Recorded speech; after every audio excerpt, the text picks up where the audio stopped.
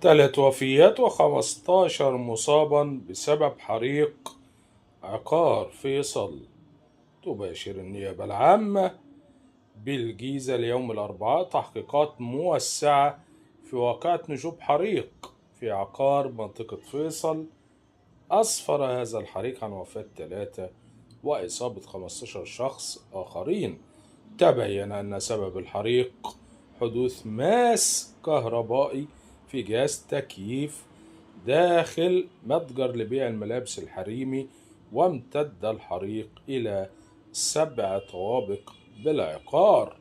تبين أنه حدث اشتعال داخل سنتر الملابس الحريمي بالدور الأول المرتفع مساحته 120 متر بالكامل، وامتدت النيران إلى محل أحذية بالدور الأول علوي مساحته 50 متر اشتعل بالكامل، وامتدت النيران إلى شقة سكنية بالدور الأول علوي مساحتها 100 متر، وامتدت أيضا النيران إلى شقة تستغل حضانة بالدور الأول علوي مساحتها 100 متر، وحدث اشتعال العقار بالكامل.